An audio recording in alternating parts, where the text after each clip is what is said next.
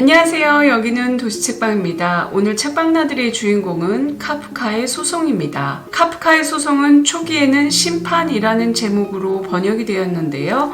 저도 예전에 좀 오래된 책이라서 심판으로 번역된 책을 읽었습니다. 하지만 지금은 소송이라는 제목으로 번역돼서 나옵니다.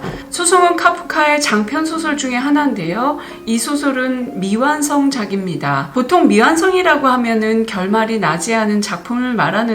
소송은 카프카가 시작과 끝을 미리 써놓고 그리고 가운데를 채워나가는 식으로 집필했는데요. 기승전결로 치자면 기와 결을 다 써놓고 승과 전을 하나씩 채워나가는 그런 방식을 따랐는데요. 그렇다면 이 책이 기승전결의 구조로 되어 있느냐? 아닙니다. 전혀 그렇지 않습니다. 기승전결이라는 뚜렷한 전개 방식을 가지고 있지도 않고요. 이 책을 읽다 보면 안개가 가득한 새벽녘의 산길을 홀로 걷는 그런 느낌을 받습니다. 이게 도대체 뭐지? 이러고 굉장히 당혹스러운데요. 챕터는 총 10개로 되어 있습니다. 그래서 챕터 하나하나를 끝날 때마다 이제 그만 읽어야지 하고선 머리는 생각하지만 마음으로는 계속 읽게 되는, 이 머리와 마음이 따로 노는 그런 책인데요. 이 책이 흡입력이 있는 미스테리 서스펜스 아니면 법정 무슨 범죄 수사물 이런 것도 아니에요. 그런데도 계속 책을 읽게 됩니다. 정말 재미는 없는데 계속 읽게 된다? 약간 앞뒤가 맞지가 않죠? 이 책이 그래요. 읽으면서 뭔가를 계속 읽기는 하는데 들어오는 정보는 없는 것 같고 내가 뭘 읽고 있는 거지? 라는 생각이 들면서도 정말 잘 모르겠다 하는데 멈출 수가 없는 책입니다. 물론 주인공 요세프 카가 어떤 죄를 저질렀길래 소송을 당했을까라는 궁금증은 이 책 끝까지 계속 유지가 되기는 하는데요. 이 책에서는 어떤 것도 알려주지 않습니다. 아마 카프카도 주인공이 어떤 죄를 저질렀다라고 마음속에 두지는 않은 것 같아요. 그럼 카프카는 이 책을 통해서 과연 무엇을 말하고자 했던 것일까요? 정말 이 책은 너무나 다양하게 해석이 가능한 책인데요. 그 해석들이 절대 고정되어 있지 않고 이것이 답이다 라고 말할 수도 없습니다. 그런 다양한 관점 중에서 저는 3가지를 좀 추려봤습니다. 첫 번째로 법적인 관점, 그리고 두 번째로 사회 권력과의 관계, 그리고 세 번째로 인간 실존과 종교에 대한 그 관점으로 저는 해석을 해봤는데요. 우선 간단한 줄거리부터 살펴보겠습니다.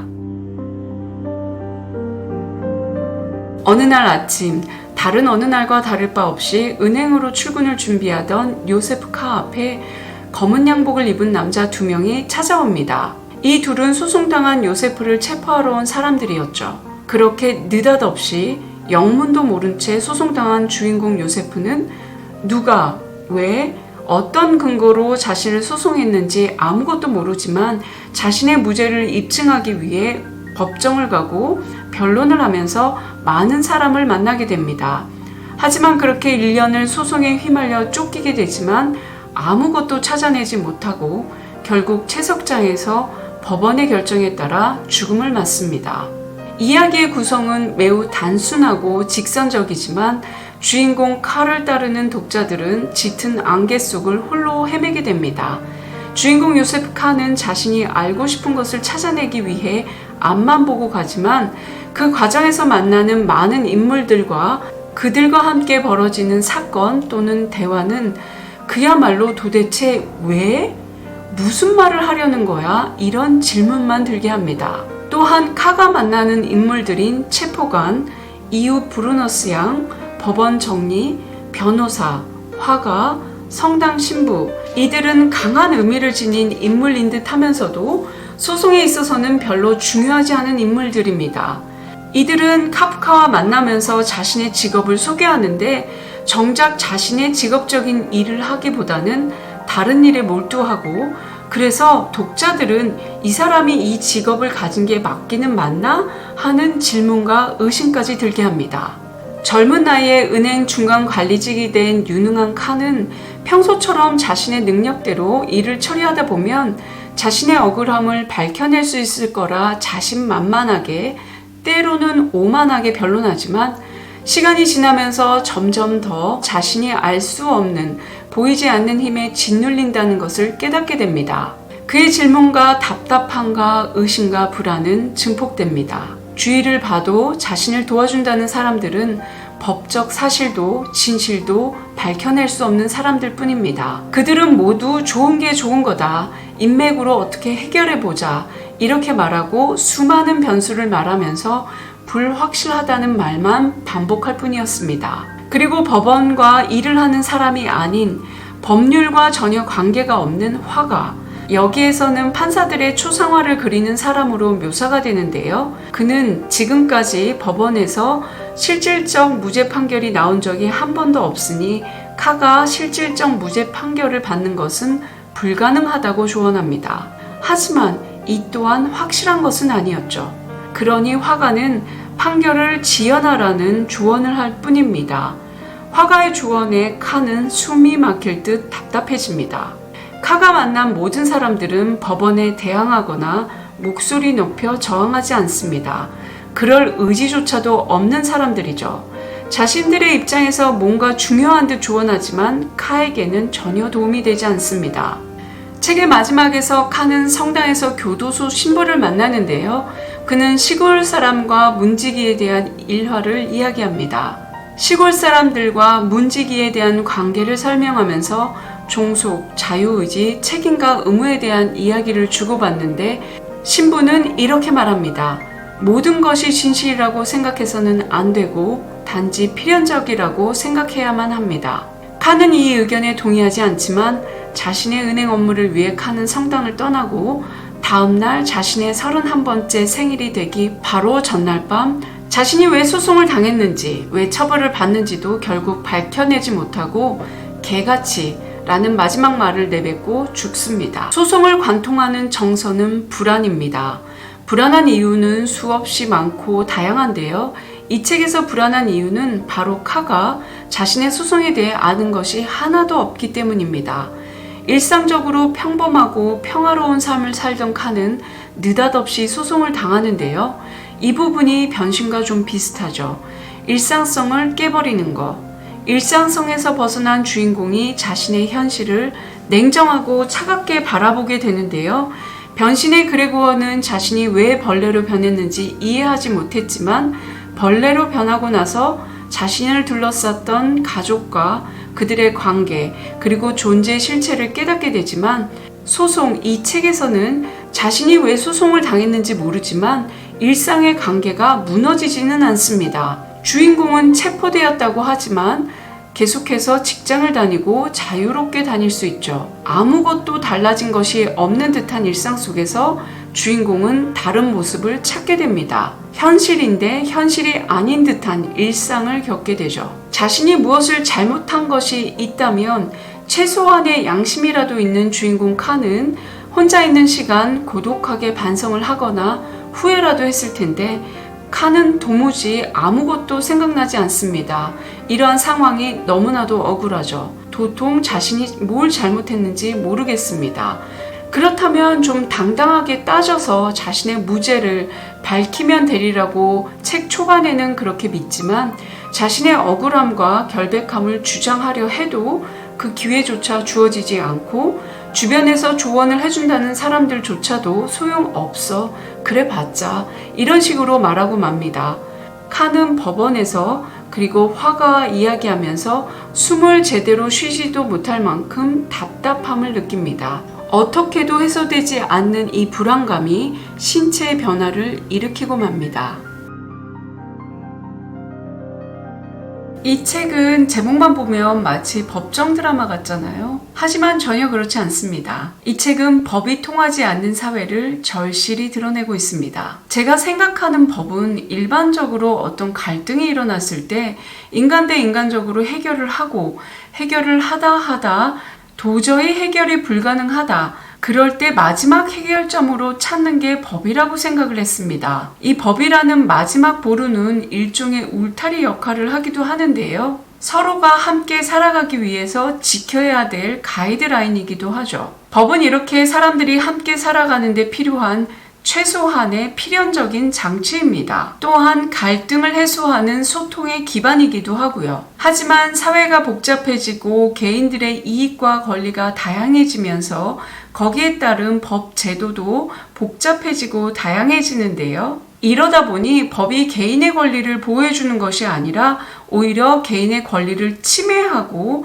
방해하는 역기능이 생기기도 합니다. 그리고 법이 너무 복잡해서 더 이상 이 법을 잘 안다고 말할 수 있는 개인들은 별로 없습니다. 항상 어떤 법적 문제가 생기면 그 전문가한테 찾아가잖아요. 일반 개인들이 이 법리적 해석을 모두 다 알 수는 없습니다. 아무리 잘 안다고 해도 이 법만큼은 이 전문가가 꼭 필요한 그런 영역이잖아요. 법률에서 사용하는 용어가 있고 그리고 그런 용어들은 우리가 일반적으로 사용하지 않는 전문 용어이기 때문에 이 개념 파악이 굉장히 중요한데요. 이 법적인 언어에서는 이 육하 원칙이 굉장히 중요합니다.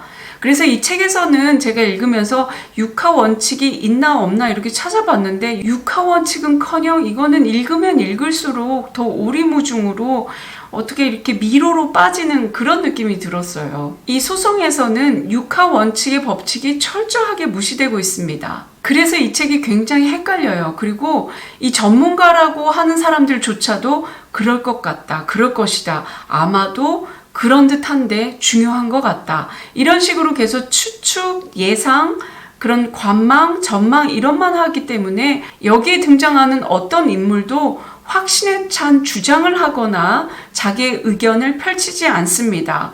그런 것 같은데요, 아닌데요, 그럴 수도 있겠죠, 아마도 그렇습니다, 그럴 것입니다. 이렇게만 얘기하면서 말꼬리를 흐리는 그런 화법을 사용합니다. 그래서 이 책을 읽는 게 굉장히 헷갈립니다. 법은 누가 봐도 명백하게 이해할 수 있는 상식 수준에서 육하 원칙에 따라 객관적으로 서술돼야 하는데요. 무엇보다도 원인과 결과에 대한 이 인과관계가 명백하게 표시돼야 합니다. 그러니까 왜라는 질문에 대답할 수 있는 게 바로 법이어야 하는 거죠. 하지만 이 책에는 왜가 빠져 있습니다.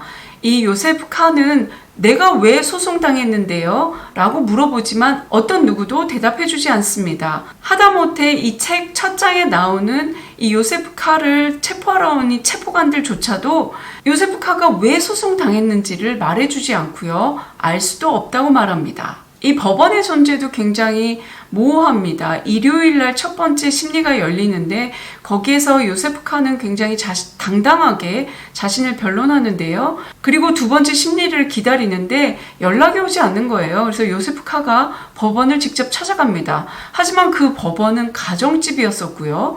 그리고 예심 판사가 읽었었던 서적은 음란 서적 그리고 장편 소설이었습니다. 요세프 카가 조언을 얻는 건 이 법률 관계자가 아닌 변호사도 아닌 재판관의 초상을 그리는 화가였습니다. 이 책에서 딱 두 가지를 확신해서 얘기할 수 있는데요.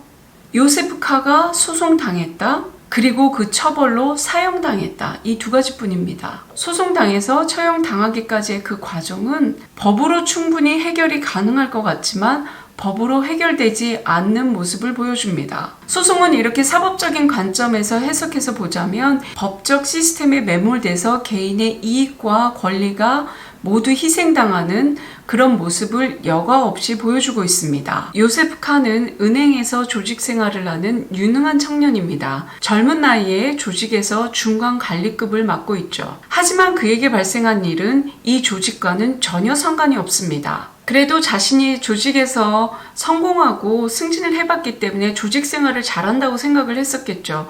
그래서 처음에는 굉장히 당당하고 자신감 있게 자신의 무죄를 굉장히 항변하는데요. 시간이 갈수록 요세프 칸은 자기가 보이지 않는 어떤 힘에 의해 끌려다닌 것을 느끼게 되고 그 힘에 자기가 짓눌린다고 느낍니다. 이 책에 등장하는 인물들은 카가 무죄라고 생각하지 않습니다. 그가 억울한 누명을 썼거나 법원의 실수라고는 전혀 생각하지 않습니다. 이 인물들은 이 권력 행사를 하는 이 힘에 대한 절대적인 믿음을 마치 광신도처럼 갖고 있었는데요. 그러한 믿음과 동조 때문에 모든 것이 불합리하다라고 생각하는 카를 전혀 이해하지 못합니다. 칸은 그래서 내 스스로 결백을 밝히겠어 라고 하지만 그 과정에서 사회와 권력 질서가 얼마나 부패되어 있는지 여과 없이 드러납니다. 법정 관계자들은 성적으로 문란하고 권력에 복종하면서 기계적으로 자신이 맡은 역할을 수행할 뿐입니다.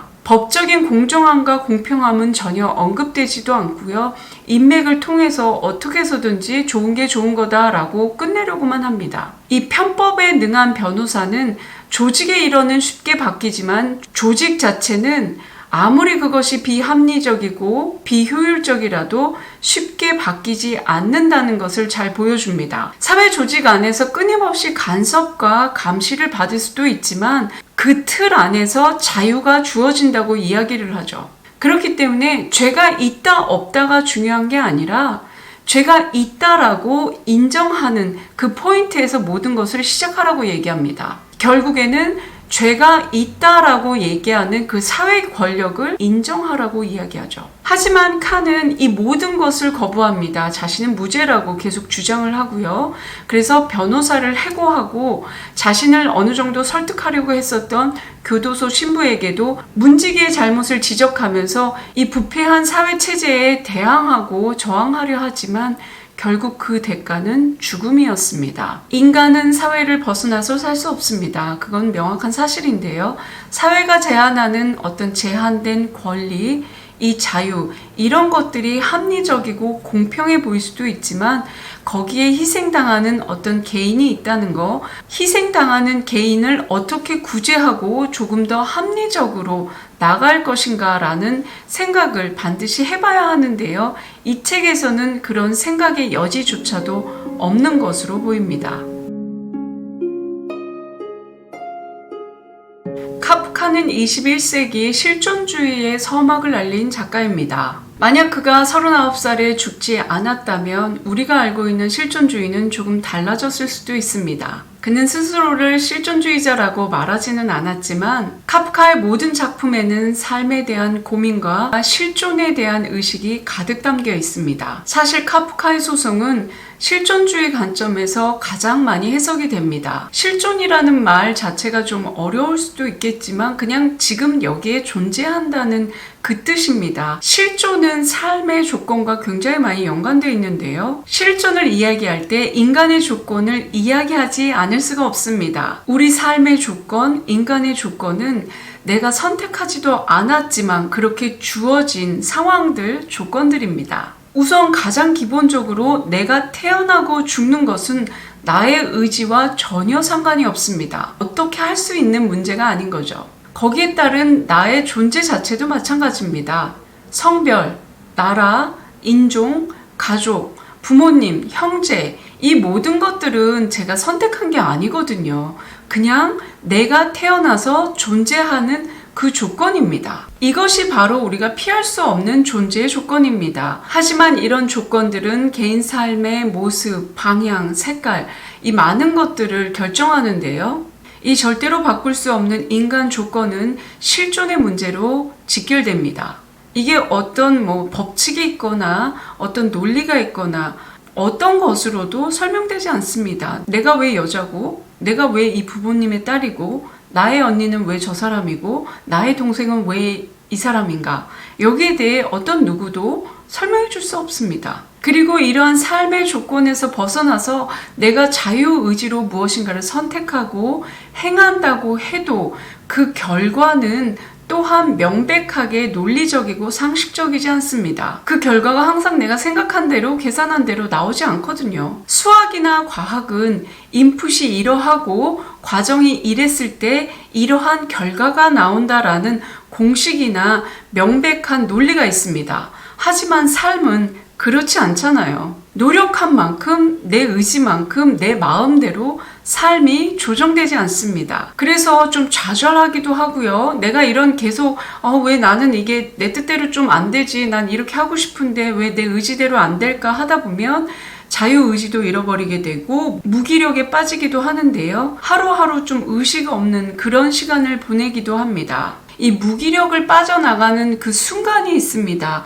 바로 삶에 대한 한계, 이 죽음을 깨닫는 순간 무기력에서 벗어날 수 있습니다. 이 삶이, 이 시간이 영원할 것 같지만 결코 그렇지 않다라는 깨달음이죠. 알베르 까미의 이방인에서 그 주인공 메르소는 감옥에 수감되고 사형 선고를 받는데요. 우리 모두는 사형수다. 누군가는 빨리 가고 누군가는 나중에 갈 뿐이다. 이렇게 말합니다. 그리고 메르소는 사형 선고를 받고 나서 비로소 자신의 삶이 찬란하게 빛난다는 것을 깨닫게 되는데요. 그래서 자신의 엄마가 죽기 전에 약혼하는 그 심정을 이해하게 됩니다. 그리고 자신에게 종교적 회개를 강요하는 그 신부에게 이렇게 외칩니다. 너는 죽은 사람처럼 살고 있으니 살아있는 것에 대한 확신조차 너에게는 없지 않느냐. 나는 보기에는 맨주먹 같을지 모르나 나에게는 확신이 있다. 나 자신에 대한 모든 것에 대한 확신, 너보다 더한 확신이 있다. 나의 인생과 닥쳐올 죽음에 대한 확신이 있다. 그래, 나한테는 이것밖에 없다. 죽음은 누구에게나 정해진 사실입니다. 죽음을 피해갈 사람은 아무도 없죠. 법률적으로, 사회적으로, 종교적으로, 실존적으로 이보다 명백한 사실은 없습니다. 실존주의는 어차피 죽는 거고 우리의 운명이 이 죽음을 피할 수 없다면 결국에는 우리의 운명에 반항해야 한다라고 얘기합니다. 이래도 고통, 저래도 고통, 이래도 죽고 저래도 죽고, 그러니 결국 이 주어진 삶의 조건에서 자유의지대로 주체적으로 자신의 삶을 살아가도록 하는, 자신의 삶을 살아야 한다라고 주장하는 게 바로 실존주의입니다. 하지만 요세프 칸은 그렇게 살지 못했습니다. 결국 자신이 무죄임을 밝혀내지 못하고 처참하게 채석장에서 처형당하는데요. 카프카는 이런 비정한 현실을 통해서 우리에게 무엇인가를 이야기하려고 했던 것 같은데, 그 무엇인가는 아마 각자가 찾아야 될 몫이라고 생각합니다. 인생은 부조리합니다. 인과응보가 적용되기도 하지만 때로는 내가 하지도 않은 일, 내가 만들지도 않은 일에 책임을 져야 될 때도 있습니다. 그래서 인생에는 인과관계가 성립되지 않는다고 얘기하는데요. 그 자체가 부조리 아닐까 생각합니다. 카프카의 소송은 이야기의 전개가 빠르지도 않고 구성이 복잡하지도 않습니다. 그렇다고 해서 소송을 왜 당했는지, 이 사람의 죄가 무엇인지 약간의 복선이라든지 어떤 떡밥을 던지지도 않습니다. 그래서 자칫 지루하기도 하고 좀 답답하기도 한데 이 책을 내려놓기가 정말 힘들었어요. 왜냐하면 이 카프카라는 이 천재적인 작가가 숨겨놓은 그 의도를 찾고 싶은 그 욕심이 굉장히 강했거든요. 하지만 찾을 수가 없었습니다. 굉장히 허탈하기도 했고요. 그리고 이게 뭐지 하는 그런 애매모함, 벙찜, 이런 것들이 저를 좀 사로잡았는데요. 카프카는 이 책에서 주인공 요세프 카가 죄가 있다 없다에 중점을 둔 것이 아니라 한 개인이 소송이라는 시스템 안에서 어떻게 매몰되고 그 과정 속에서 그 개인의 실존이 어떻게 무너지는지를 여과 없이 보여주려고 했던 것 같습니다. 마치 우리의 삶과 다를 바 없다고 생각을 했는데요. 태어나고 죽는 것은 명백한 사실이지만 그 중간 과정은 아무도 모르잖아요. 이 작품도 시작과 끝은 명백하지만 그 중간 과정은 읽는 사람에 따라 정말 여러모로 다양한 각도로 해석될 수 있습니다. 그리고 많은 분들이 질문하는 것 중에 정말 이 요세프 카가 무슨 죄를 지은 거야? 아니 왜 소송당한 거야? 이런 질문을 많이 하시는데요. 이 책에서는 요세프 카의 제목을 밝히지 않습니다. 그리고 법과 사회적으로 봤을 때 죄는 없는 것처럼 보입니다. 하지만 실존적인 면에서 봤을 때 요세프 카의 죄가 무엇일까라고 저는 좀 생각해 봤는데요.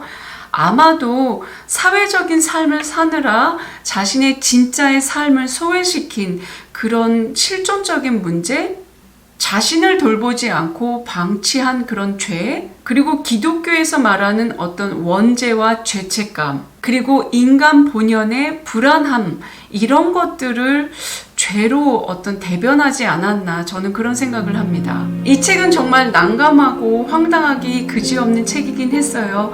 그리고 이 끝이 굉장히 허탈하고 허무하고 좀 짜증나기도 했고요. 이 결말이 굉장히 비참하잖아요. 그리고 아무것도 모르고 죽어가는 이 모습을 보면서 굉장히 절망했지만 이 절망 속에서도 희망을 바라보는 게 인간의 본성이거든요. 그래서 저는 이 비극적인 요세프 카의 그 죽음 앞에서 오히려 삶에 대한 기쁨, 삶에 대한 어떤 감사, 그리고 살아있어서 다행이다 라는 생각을 했습니다. 그런 삶에 대한 본질, 실존에 대한 감사를 깨닫게 해준 책이었죠. 많은 분들이 이 책이 어렵다고 하는데요. 어렵다기보다는 정말 명확하지 않기 때문에 다양한 각도로 해석될 수 있어서 내가 생각하는 게 맞는 걸까? 다른 사람도 그렇게 생각하나? 라는 그런 의심이 들 것입니다. 하지만 본인들이 느낀 것이 맞다고 생각하면 그게 해답입니다. 지금까지 도시책방에 저와 함께 머물러 주셔서 감사합니다. 이번 영상이 마음에 드셨다면 구독과 좋아요, 댓글과 공유로 응원 부탁합니다. 그럼 도시책방은 책 많이 읽고 다음 영상으로 찾아뵙겠습니다. 감사합니다.